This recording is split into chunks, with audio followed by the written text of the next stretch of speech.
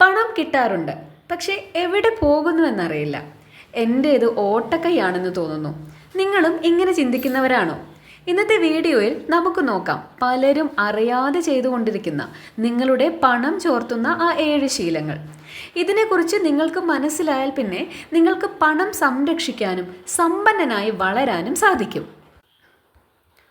ഒന്നാമത്തേതാണ് impulse buying. Impulse buying എന്നാൽ നമ്മൾ plan ചെയ്യാതെ തന്നെ സാധനങ്ങൾ വാങ്ങുന്നതാണ്.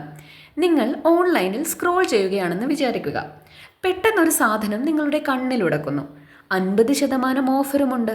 ഒന്നും ആലോചിക്കാതെ നിങ്ങളത് വാങ്ങുന്നു. ഇതാണ് ഇമ്പൾസ് ബൈയിങ്.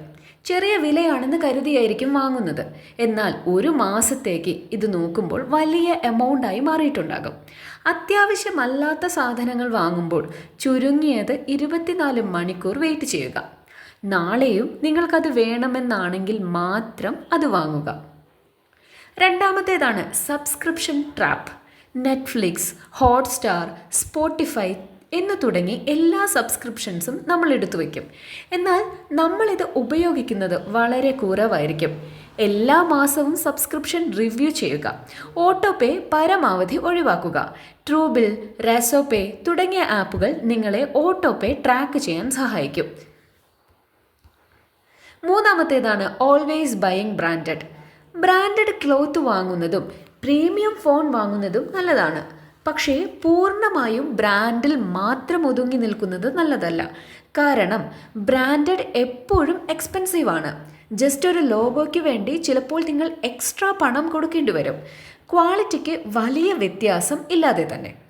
ഉദാഹരണത്തിന് 2000 രൂപയുടെ വാച്ച് പറയുന്ന സമയം തന്നെയാണ് 20,000 രൂപയുടെ വാച്ചും പറയുന്നത്. അതുകൊണ്ട് സാമ്പത്തിക സ്ഥിതിക്കനുസരിച്ച് സാധനങ്ങൾ ചൂസ് ചെയ്യുക. ബ്രാൻഡിനേക്കാൾ കൊടുക്കുന്ന പൈസയ്ക്ക് വാല്യൂ ഉണ്ടോ എന്ന് മാത്രം ചിന്തിക്കുക. നാലാമത്തേതാണ് നോട്ട് ട്രാക്കിംഗ് യുവർ എക്സ്പെൻസസ്. നിങ്ങൾക്ക് നിങ്ങളുടെ ചിലവുകൾ ട്രാക്ക് ചെയ്യാൻ കഴിഞ്ഞില്ലെങ്കിൽ പണം എവിടെ പോകുന്നു എന്ന് മനസ്സിലാക്കാൻ സാധിക്കില്ല. കണ്ണും കെട്ടി കാർ ഓടിക്കുന്നതിന് തുല്യമായിരിക്കും അത്. അതുകൊണ്ട് തന്നെ എല്ലാ ദിവസവും ചിലവുകൾ രേഖപ്പെടുത്തി വെക്കുന്ന ശീലം നല്ലതാണ്. അഞ്ചാമത്തേത് daily online food or coffee. ഇതാണ്. അതായത് സ്വിഗ്ഗിയിലും സൊമാറ്റോയിലും ഡെയിലി ഫുഡ് ഓർഡർ ആക്കുന്നവരാണോ നിങ്ങൾ? എങ്കിൽ മാസാവസാനത്തേക്ക് നല്ലൊരു തുക പാഴായി പോവുകയാണ്. അതുപോലെ ഇടയ്ക്കിടെ കുടിക്കുന്ന കോഫി ഓർ ടീക്കും ലോങ് ടേമിൽ നല്ലൊരു തുക ചിലവാകും. അതുകൊണ്ട് തന്നെ ഇവ ശീലമാക്കി വളർത്താതെ വീക്കെൻഡിലേക്ക് അല്ലെങ്കിൽ ഒക്കേഷണലി മാത്രം ചെയ്യുക. ആറാമത്തേതാണ് paying late fee or interest. വൈകി പണം അടയ്ക്കുന്നത് നിശബ്ദ കൊലയാളിയാണ്. അതുപോലെ തന്നെയാണ് പലിശ അടയ്ക്കുന്നതും. ഫൈനും പെനാൽറ്റിയും ഒഴിവാക്കാൻ കഴിയാവുന്ന ഒന്നാണ്. അല്ലെങ്കിൽ നിങ്ങളുടെ സമ്പാദ്യത്തിൻ്റെ നല്ലൊരു ഭാഗം ഫൈനും പെനാൽറ്റിയും ഇൻട്രസ്റ്റും തിന്നുകൊണ്ടേയിരിക്കും. അതിനുള്ള പോംവഴി ലാസ്റ്റ് ഡേറ്റ് വരെ ബില്ലുകൾ നീട്ടിവെക്കാതിരിക്കുക എന്നതാണ്. എൻഡ് ഡേറ്റിന് 3 ദിവസം മുന്നെയെങ്കിലും ബിൽ പേ ചെയ്യുന്ന ശീലം വളർത്തിയെടുക്കുക. ഏഴാമത്തേത് ട്രയിങ് ടു ഇംപ്രസ് അതേഴ്സ്. നിങ്ങളുടെ ഫ്രണ്ട്സിനെ ഇംപ്രസ് ചെയ്യാൻ വില കൂടിയ ബൈക്ക് അല്ലെങ്കിൽ കാറ്, അതും EMIയിൽ വാങ്ങുക. കല്യാണത്തിനും ഫംഗ്ഷനുകൾക്കും ലാവിഷായി ചിലവാക്കുക. പഴയ സാധനങ്ങൾ നന്നായി വർക്ക് ചെയ്യുന്നതാണെങ്കിൽ കൂടി പുതിയത് വാങ്ങുക. ഇതൊക്കെയും ലൈഫ് സ്റ്റൈലിൻ്റെ ഇൻഫ്ലേഷൻ്റെ ഭാഗമാണ്.